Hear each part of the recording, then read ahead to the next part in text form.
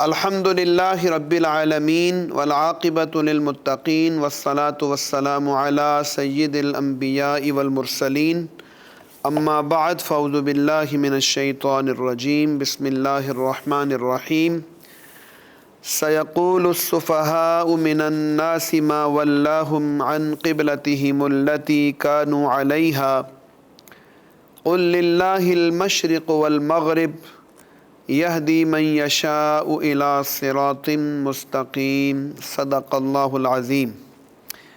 قابل احترام شرکاء دورہ قرآن کریم، آج ہمارا دوسرا دن ہے اور دوسرے دن میں ہم انشاءاللہ دوسرے پارے کے جو مضامین ہیں ان کا مطالعہ کرنے کی کوشش کریں گے۔ اللہ رب العزت سے دعا ہے کہ اللہ رب العزت ہم سب کی یہاں حاضری اپنی بارگاہ میں قبول اور منظور فرمائے اور ہمارے دلوں کو قرآن کے نور کے لیے کشادہ کر دے اور ہم اس روشنی کے ذریعے اپنی زندگی گزاریں اور قرآن مجید کا جو فہم ہے اس کو آگے پھیلانے کی بھی کوشش کریں۔ معزز خواتین و حضرات، دوسرے پارے کا آغاز اس بیان کے ساتھ ہے کہ مسلمانوں کا قبلہ تبدیل کیا جا رہا ہے، کیونکہ آپ نے پیچھے تذکرہ پڑھا پہلے پارے کے آخر میں کہ سیدنا ابراہیم علیہ الصلاۃ والسلام اور ان کے فرزند ارجمند سیدنا اسماعیل علیہ الصلاۃ والسلام نے اللہ کے حکم سے خانہ کعبہ کی تعمیر نو کی، اور اس موقع پر جو دعائیں فرمائی تھیں اس میں حضور نبی پاک صلی اللہ علیہ وسلم کے لیے بھی یہ خاص دعا تھی۔ تو اس سے یہ پتہ چل رہا تھا کہ مسلمانوں کا یعنی محمد کریم صلی اللہ علیہ وسلم جب تشریف لائیں گے تو ان کا جو قبلہ ہے وہ یہی خانہ کعبہ ہوگا، یعنی کہ جو قبلہ اول ہے اس سے رخ موڑا جائے گا اور جو قبلہ خانہ کعبہ ہے اس کی طرف رخ کیا جائے گا۔ تو اس پر اعتراض کی توقع بھی تھی، ہٹ درم لوگ منافقین اس پر اعتراض کریں گے کہ آخر یہ کیا ہوا، جو پہلے نمازیں پڑھی گئی تھیں ان کا کیا ہوگا۔ اور رسول اللہ صلی اللہ علیہ وسلم کے مدنی دور کی جو ابتدا میں 16-17 ماہ گزرے وہ ظاہر ہے قبلہ اول بیت المقدس کی جانب نمازیں پڑھی گئی تھیں، اور رسول اکرم صلی اللہ علیہ وسلم بڑے الہا و زاری کے ساتھ، بڑی توجہ کے ساتھ، بڑی الفت کے ساتھ اللہ رب العزت سے یہ دعائیں مانگا کرتے تھے۔ اس کا ذکر یہ پہلے رکوع کے اندر موجود ہے کہ قد نرا تقلب وجهك في السماء فلنولينك قبلة ترضاها فول وجهك شطر المسجد الحرام۔ تو حضور علیہ الصلوۃ والسلام کے ان اداؤں سے اور ان دعاؤں سے یہ پھر اپروول ہو گئی، منظوری ہو گئی۔ ظہر کی نماز تھی، حضور علیہ الصلوۃ والسلام نماز کی امامت فرما رہے تھے کہ اب بیت المقدس کی بجائے بیت اللہ کو قبلہ بنانے کا حکم نازل ہوا، اور اس کی حکمت بھی اس پہلے رکوع کے اندر بیان کر دی گئی کہ ہم نے اس لیے بنایا تھا وَمَا جَعَلْنَا الْقِبْلَةَ الَّتِي كُنْتَ عَلَيْهَا إِلَّا لِنَعْلَمَ مَنْ يَتَّبِعُ الرَّسُولَ مِمَّنْ يَنْقَلِبُ عَلَىٰ عَقِبَيْهِ، کہ کون رسول اکرم صلی اللہ علیہ وسلم کی غیر مشروط پیروی کرتا ہے اور کون جو ہے وہ کفر کی جانب پلٹ جاتا ہے۔ اور ظاہر حضور علیہ الصلوۃ والسلام دعا فرما رہے تھے، حضور کی دعا قبول ہوئی، اور اس وقت پھر حکم نازل ہوا کہ اپنا رخ مسجد حرام کی طرف پھیر دیا جائے۔ اور یہ ایسی چیز ہے، ظاہر ہے اس کے نتیجے میں پھر وہ رخ تبدیل ہوا، اور جب رخ بیت المقدس سے خانہ کعبہ کی طرف ہوا تو جس مقام پر رسول اکرم صلی اللہ علیہ وآلہ وسلم یہ نماز ظہر ادا فرما رہے تھے اسی مقام پر اس وقت مسجد قبلتین موجود ہے۔ جو لوگ مدینہ منورہ تشریف لے جاتے ہیں تو وہ زیارت کے لیے اس مسجد میں جاتے ہیں، وہاں نوافل بھی پڑھتے ہیں، وہاں باجماعت نماز بھی ہوتی ہے۔ تو اس کا بار بار ذکر موجود ہے، اور اس کے بعد اللہ رب العزت نے یہ فرمایا ہے کہ تورات ہو یا انجیل ہو، اس میں رسول اکرم صلی اللہ علیہ وسلم کی جو نشانیاں بتائی گئی ہیں ان نشانیوں کی روشنی میں اہل کتاب بالکل اسی طرح رسول اکرم صلی اللہ علیہ وسلم کو پہچان سکتے ہیں جس طرح وہ اپنے بیٹوں کو پہچانتے ہیں۔ الذین آتیناہم الکتاب یعرفونہ کما یعرفون ابناءہم وَإِنَّ فَرِيقًا مِّنْهُمْ لَيَكْتُمُونَ الْحَقَّ وَهُمْ يَعْلَمُونَ۔ تو اگر پہچاننا ہو، دل کے اندر ہدایت کی صحیح تڑپ موجود ہو، تو اس میں کوئی شک شبہ نہیں ہے کہ رسول اکرم صلی اللہ علیہ وسلم وہ ساری نشانیاں لے کر آئے جو پہلی کتابوں کے اندر موجود تھیں۔ اس کے ضمن میں بہت سارے تفصیلی واقعات بھی ہیں، بہت سارے افراد اسی تحقیق کے لیے آئے تھے آقا علیہ الصلوۃ والسلام کے پاس، اور انہوں نے اپنی تحقیق سے بھی اس بات کو ثابت کیا کہ جتنی نشانیاں تورات و انجیل میں موجود تھیں وہ ساری حضور علیہ الصلوۃ والسلام کے پاس موجود تھیں۔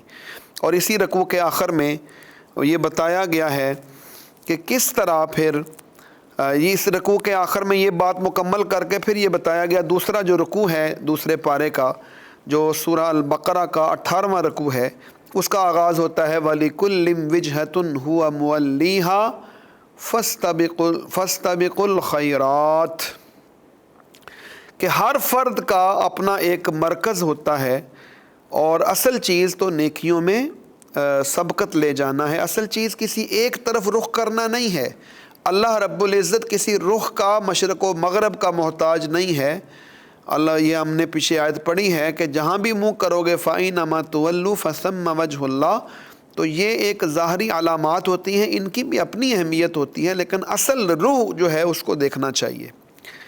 تو اس کے بعد دوبارہ قبلہ کی طرف منہ کرنے کا حکم ہے، اور اس کے بعد اللہ رب العزت فرماتے ہیں کہ جو دعائیں کی تھیں سیدنا ابراہیم علیہ الصلوۃ والسلام نے کہ ربنا وابعث فیہم رسولا منہم، تو اس ساری دعاؤں کے مطابق اللہ نے جو رسول بھیجے، کما ارسلنا فیکم رسولا منکم یتلو علیکم آیاتنا ویزکیکم ویعلمکم الکتاب والحکمہ، یعنی کہ وہ ساری نشانیاں جو بعثت اور منصب نبوت کے فرائض ہیں حضور علیہ الصلوۃ والسلام کے، جس میں تلاوت آیات ہے اور تزکیہ باطن ہے، تعلیم کتاب و حکمت ہے، وہ ساری چیزیں حضور نبی پاک صلی اللہ علیہ وآلہ وسلم اسی طرح سر انجام دے رہے ہیں جس طرح سیدنا ابراہیم علیہ الصلوۃ والسلام نے دعا فرمائی تھی۔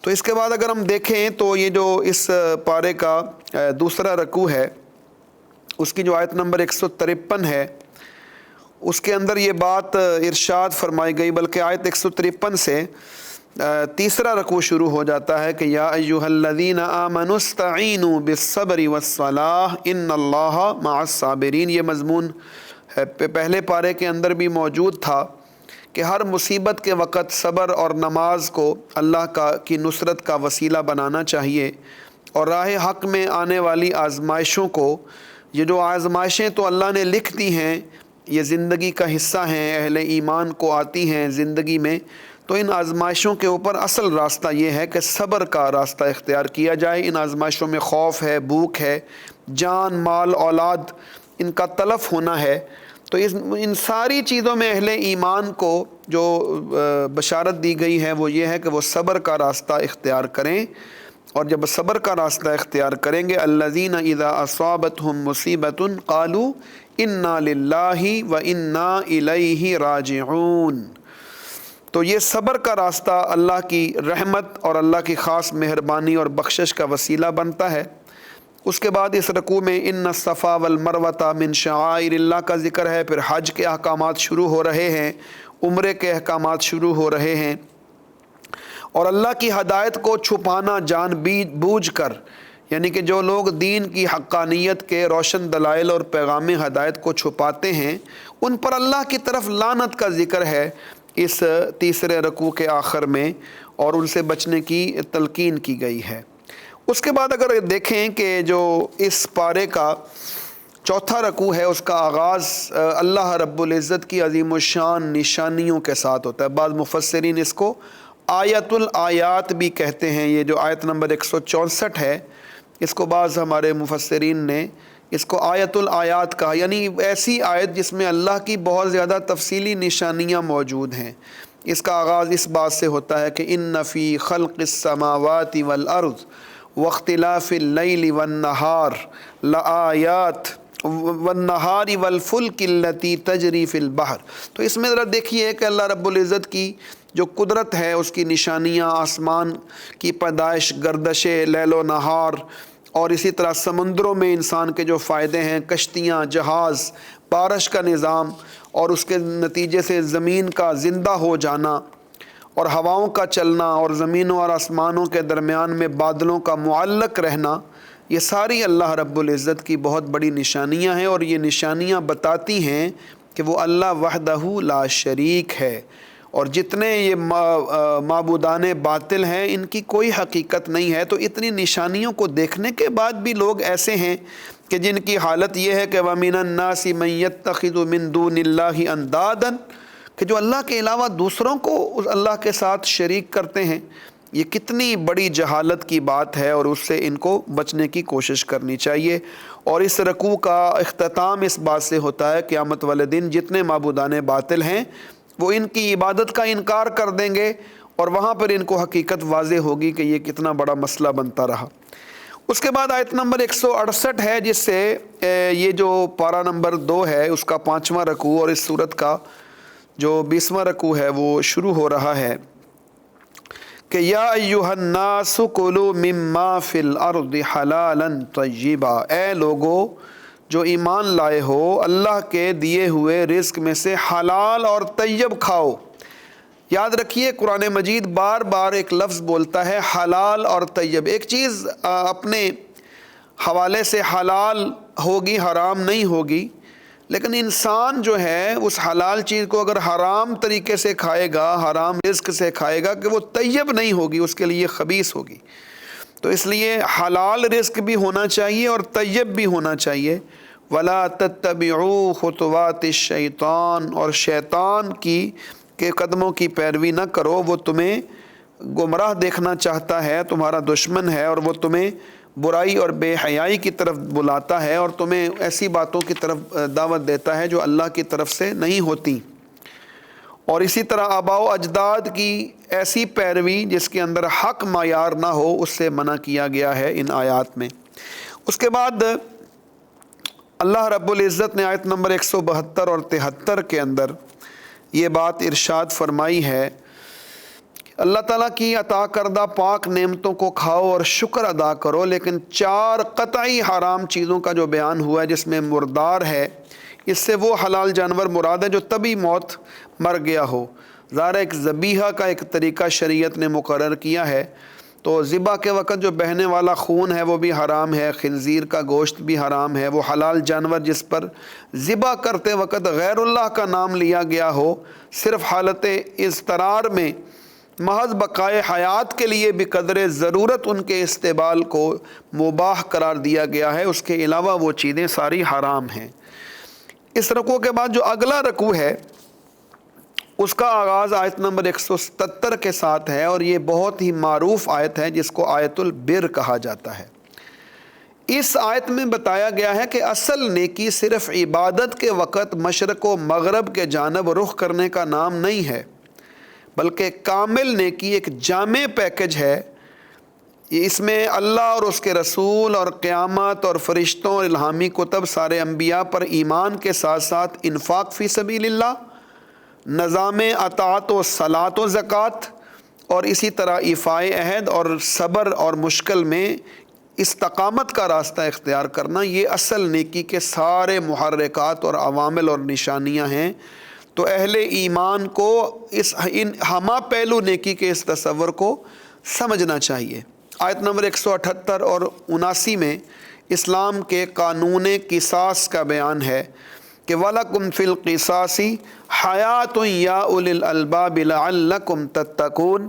قصاص کیا ہے کہ اگر قتل کر دیا جائے تو اس کا پورا بدلہ ملنا چاہیے۔ جس معاشرے کے اندر قصاص نہ ہو، عدل و انصاف نافذ نہ ہو، تو وہاں آئے دن بے قصور انسانوں کی جان، مال اور آبرو اور ان کی حرمت پامال ہوتی ہے۔ آپ اپنے معاشرے کے اندر اس کو دیکھ رہے ہیں۔ آج بڑا افسوس ہوا، صبح کراچی کے اندر ایک نوجوان عالم دین نماز پڑھا کر آئے، ان کو سر پہ گولی مار دی گئی۔ چند دن پہلے ہمارے ایک دوست اسی طرح کراچی کے اندر ان کو شہید کیا گیا. بہت سارے واقعات تیزی سے ہو رہے ہیں. جس معاشرے کے اندر یہ حالت ہو آپ اس سے اندازہ لگا سکتے ہیں کہ اللہ کا حکم یہ ہے کہ عدل و انصاف کا نظام قائم کرو. اس کے بعد ہم اگلے رکوع کی طرف چلتے ہیں. تو یہ جو اگلا رکوع ہے سورہ البقرہ کا اور دوسرے پارے کا رکوع نمبر 7، اس کے اندر اللہ فرماتے ہیں کہ یا ایھا الذین آمنوا کتب علیکم الصیام کما کتب علی الذین من قبلکم لعلکم تتقون. تو رمضان بالکل قریب ہے. اللہ رب العزت نے فرمایا کہ تم پر پہلے لوگوں پر بھی فرض کیے گئے تھے روزے، اور ان لوگوں پر بھی فرض کیے گئے ہیں. اور مقصد کیا ہے؟ لعلکم تتقون، کہ شاید اس کے نتیجے میں تمہارے اندر تقوی پیدا ہو جائے. اس کے بعد اس رکوع میں کچھ مسائل ہیں. اگر بیماری یا سفر کی حالت میں کسی وجہ سے روزہ چھوڑنا پڑ جاتا ہے تو اس کے دوسرے دنوں میں اس کو مکمل کر لیا جائے. تو اسی طرح اس کی کچھ تفصیلات ہیں. یہ اس کے بعد پھر اعتکاف کی بھی فضیلت ہے، اور اس کے اندر جو ممانعتیں ہیں، جن چیزوں سے منع کیا گیا ہے، ان کا ذکر بھی اس کے اندر موجود ہے. جب ہم مزید آگے بڑھتے ہیں تو یہ اس کے بعد اسی رکوع کے اندر یہ جو فرمایا گیا کہ میرے بندے مجھ سے سوال کرتے ہیں وَإِذَا سَأَلَكَ عِبَادِي عَنِّي فَإِنِّي قَرِيبٌ اجیب دعوت الداعی اذا دعان. تو میرے بندوں کو بتاؤ میں تو بالکل قریب ہوں، پکار کو سنتا ہوں. لیکن تمہیں بھی چاہیے کہ تم اللہ کے فرما برداری کرو، اطاعت کرو. تو وَلْيُؤْمِنُوا بِي لَعَلَّهُمْ يَرْشُدُونَ. اور اس کے بعد یہ سارے جو مسائل ہیں ان کے بعد اگلا رکوع جس کا آغاز آیت نمبر 189 ان کے ساتھ ہو رہا ہے کہ يَسْأَلُونَكَ عَنِ الْأَهِلَّةِ، کہ لوگ آپ سے چاند کے بارے میں سوال کرتے ہیں. تو یہ جو چاند ہے یہ قمری نظام ہے، جس کا فائدہ کیا ہے؟ اس کا فائدہ یہ ہے کہ اللہ رب العزت نے اس قمری نظام کے روزے اور حج کی عبادت اور اس میں آسانی پیدا کر دی ہے، اور مواقیت کا ایک پورا نظام بن گیا ہے.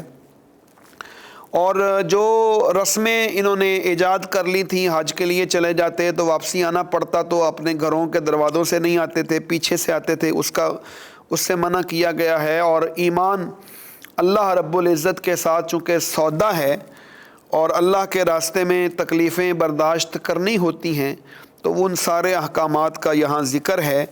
اور پھر چونکہ مدینے میں اب حالات تبدیل ہو گئے تھے، مسلمانوں کو اللہ رب العزت نے قوت عطا کر دی تھی. تو پہلے تو مکی دور کے اندر مسائل رہے، اب ان کو کہا گیا ہے کہ جہاں سے ان لوگوں نے تمہیں نکالا تھا اب تم مقابلے میں کھڑے ہو سکتے ہو.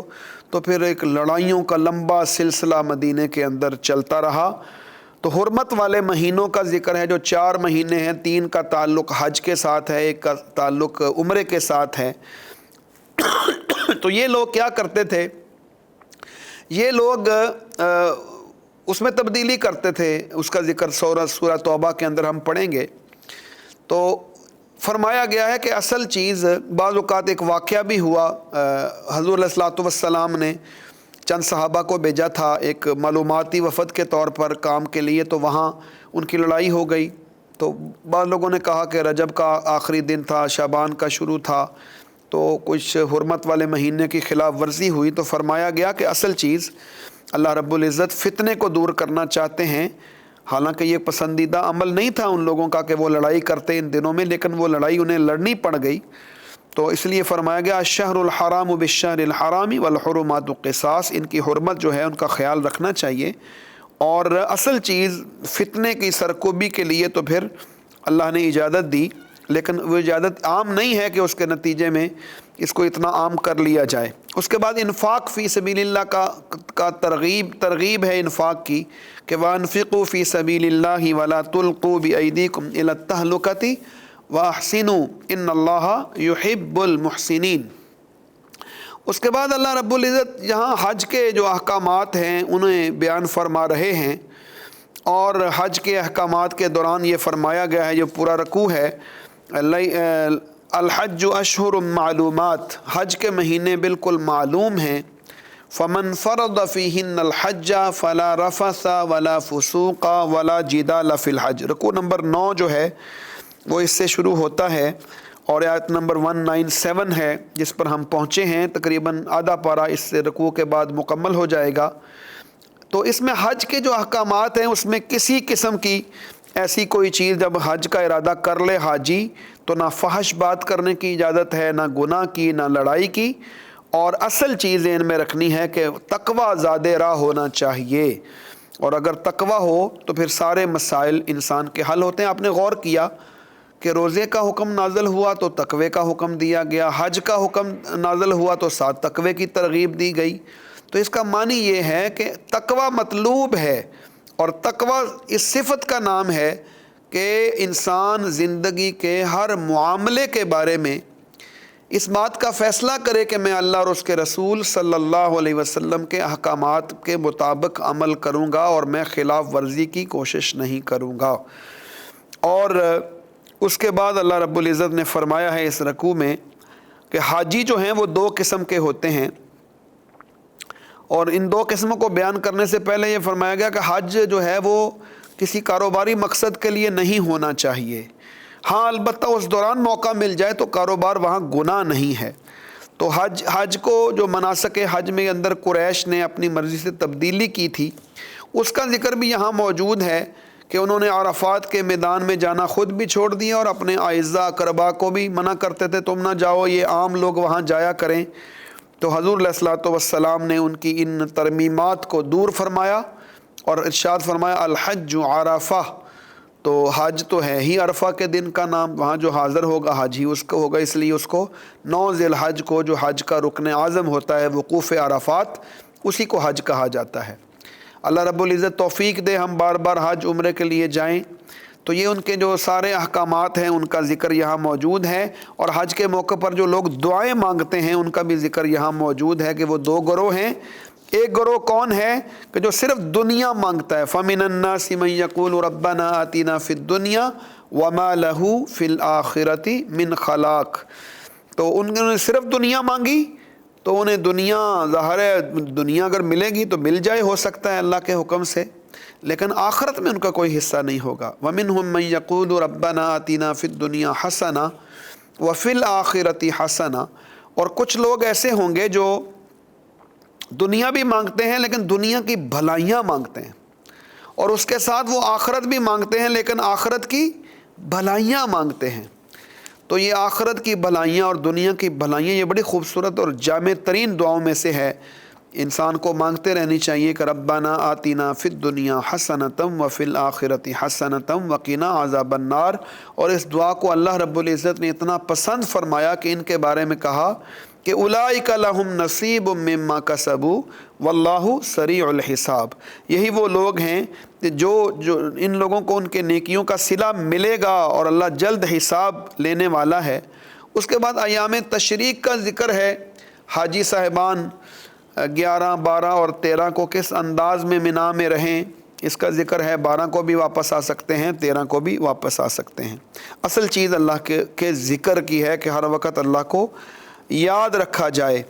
اس کے بعد ان لوگوں کا ذکر ہے کہ جو لوگ اپنی باتوں سے اور چرب زبانی سے متاثر کرتے تھے دوسرے لوگوں کو، لیکن اصل وہ زمین میں فساد کا باعث بنتے تھے، ان کا رد کیا گیا ہے۔ اور ان لوگوں کا بھی رد کیا گیا ہے جو اپنی عزت نفس کو بنیاد بنا کر، اپنی پرسنالٹی اور اپنا عہدہ اس کو بنیاد بنا کر حق سے دور رہتے تھے، ان کا رد کیا گیا ہے۔ اور اس کے مقابلے میں رضائے الہی حاصل کرنے والے لوگوں کی شان بیان فرمائی گئی ہے کہ وَمِنَ النَّاسِ مَن يَشْرِي نَفْسَهُ ابْتِغَاءَ مَرْضَاتِ اللَّهِ وَاللَّهُ رَءُوفٌ بِالْعِبَادِ۔ امام ابن کثیر رحمۃ اللہ علیہ نے تفصیل سے اس آیت کی تفسیر میں حضرت صہیب رومی رضی اللہ تعالیٰ عنہ کا واقعہ درج کیا ہے کہ وہ سب سے آخر میں نکلے تھے ہجرت کے لیے، سارا سامان ان سے لوٹ لیا گیا، بے سر و سامانی کی حالت میں انہوں نے سفر کیا پیدل، تو ان کی شان میں یہ آیت کریمہ نازل ہوئی، اور حضور نبی پاک صلی اللہ علیہ وسلم نے سیدنا عمر فاروق رضی اللہ تعالیٰ عنہ کو ان کا استقبال کرنے کے لیے بھیجا اور خوشخبری سنانے کے لیے بھیجا۔ اسی کے ساتھ ہی وہ جو مشہور آیت ہے یا ایھا الذین آمنوا ادخلوا فی السلم کافہ، اے ایمان والو پورے کے پورے دین میں داخل ہو جاؤ۔ یعنی کہ دین ایک کلی نظام اور پیکج کا نام ہے، اپنی مرضی کا دین نہیں کہ یہاں ہم مانیں گے اور دوسرے مقامات پر اس کو رد کر دیں گے۔ دین اس چیز کا نام نہیں ہے۔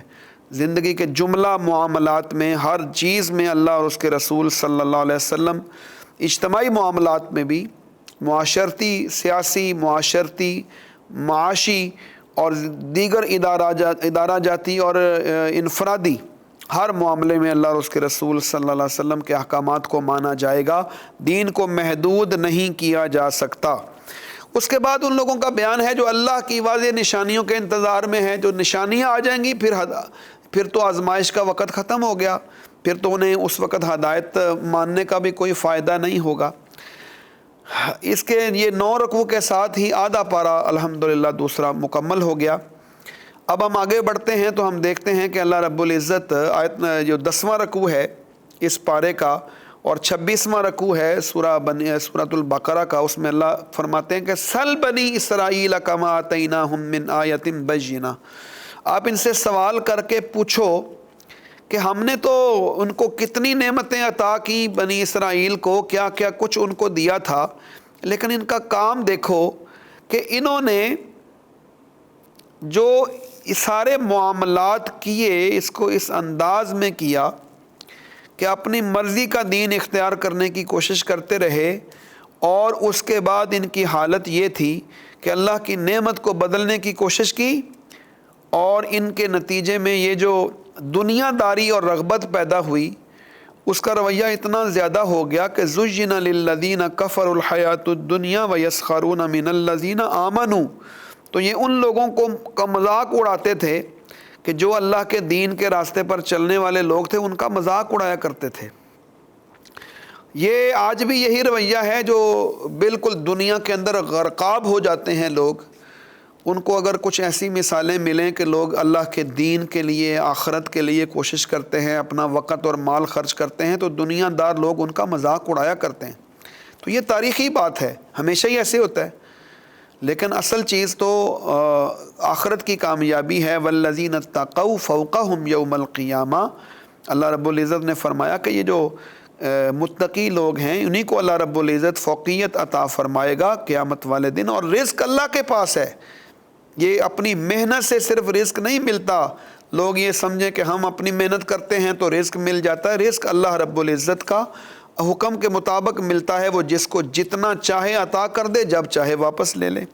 انسانوں کی تاریخ ہے کہ اللہ رب العزت نے تو انسانوں کو ہدایت کی بنیاد پر ہی ایک امت بنایا تھا، لیکن بعد میں انہوں نے اپنی باطل خواہشات نفس اور شیطان کے پیروکاری کے نتیجے میں اپنے آپ کو ڈائیورٹ کیا، اور اس کے بعد اختلافات کا ایک نہ ختم ہونے والا سلسلہ شروع ہوا۔ اس کے بعد اللہ رب العزت فرماتے ہیں کہ کیا تم نے یہ سمجھ رکھا ہے کہ محض دعوی ایمان کافی ہے تمہارے جنت میں جانے کے لیے، بلکہ اس کے لیے راہ حق میں مشکلات اور استقامت کے ساتھ زندگی گزارنا بھی ضروری ہے، جیسا کہ حضرات انبیاء کرام علیہم الصلاۃ والسلام اور ان کے سچے پیروکاروں کی روشن مثالیں ہمارے سامنے موجود ہیں۔ آیت نمبر 215 میں انفاق فی سبیل اللہ کے مصارف کا بیان ہے کہ کن کن چیزوں پر خرچ کیا جائے، جس میں اپنے قریبی رشتہ داروں کے علاوہ یتیم، مسکین اور مسافر بھی شامل ہیں۔ نیت کی بات ہے، کون کس نیت سے خرچ کرتا ہے۔ اس کے بعد ہمیں یہ نظر آتا ہے کہ آیت نمبر 216 میں جہاد کی فرضیت کا بیان ہے کہ کتب علیکم القتال، جس طرح کتب علیکم الصیام فرمایا تھا اسی طرح فرمایا گا کتب علیکم القتال وہو کرہ لکم۔ مدینے کی پوری زندگی اسی جہاد کے اندر گزری ہے، اور اہل ایمان کو پھر ترغیب دی گئی ہے کہ تم بظاہر تو تمہیں یہ مشکل کام لگتا ہے، لیکن اللہ نے اس کے اندر بڑا خیر رکھا ہے۔ حضرات، یہ دنیا میں کوئی بھی نظام ہو، اسے اپنا نظام فکر پیدا کرنے کے لیے طاقت حاصل کرنی ہوتی ہے، اور اس کے لیے لڑائی ناگزیر ہے۔ دنیا کی تاریخ لڑائیوں سے بھری ہوئی ہے۔ لڑائی اگر اچھے مقصد کے لیے لڑنی پڑے اور اچھا مقصد اس سے حاصل ہو تو یہ کوئی بری چیز نہیں ہے۔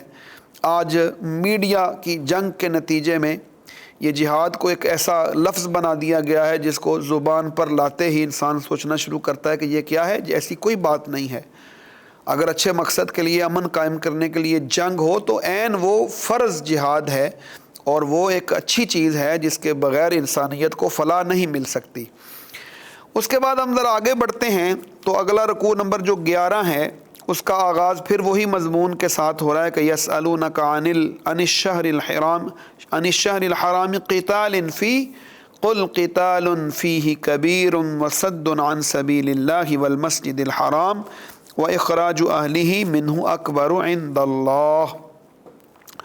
تو اس کے اندر جو ساری چیزیں ہیں، فتنہ اور اس سے کیسے نبٹنا ہے اور اہل ایمان کا کون سا رویہ ہونا چاہیے، اس کا ہم ذکر اس کے اندر پڑھ رہے ہیں۔